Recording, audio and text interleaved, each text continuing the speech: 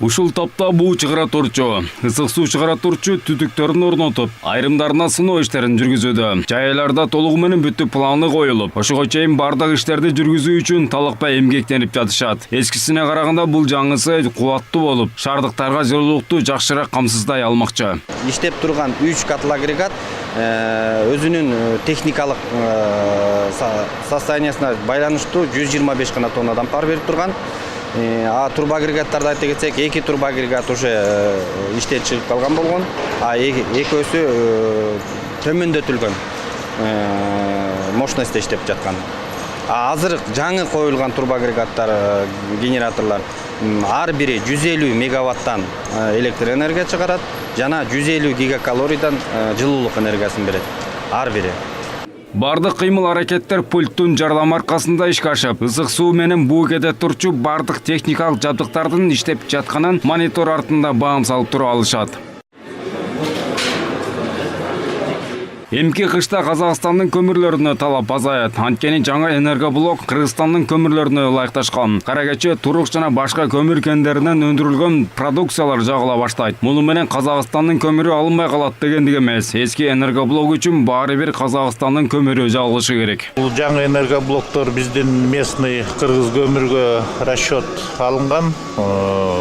Естественно, кыргыз көмүрдүн калориясы ылдыйраак. Казакстан көмүрүнө бирок жаңы котл агрегаттар ушул көмүргө расчеты бар да, и в принципе коэффициент полезного действия, очистка уходящих газов булар спроектирован так, чтобы кандай десем, окружающая средага ущерб болбогондой жасалган да проект.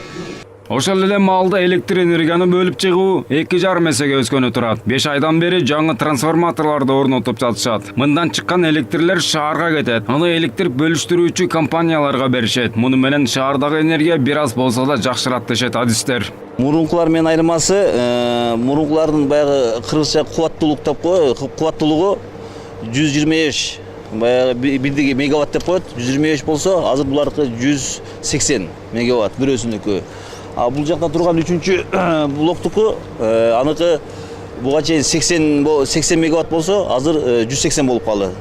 2-3 эсеге көтөрүлдү бул жактанчы. Анан bundan чыккан электр энергия, турбогенератордон пайдаланып чыккан электр энергия. Bundan ары Ару 170 деп коет, Ару 110го барат. Кытай компаниялары салып жаткан Бишкек жылуулук тармагынын бул бөлүгүндө иштер кызуу жүрүүдө.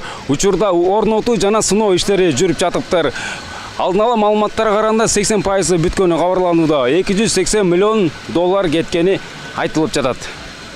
$280 миллион ушул турушуна жеткен. Долбоорго жалпы $386 миллион каралган. Калган $106 миллион ремонт иштери толук аяктап, ушул жылдын августунда соңуна чыгат. Улукбек Кутманбаев, Адилет Марсбеков, Вести Бишкек.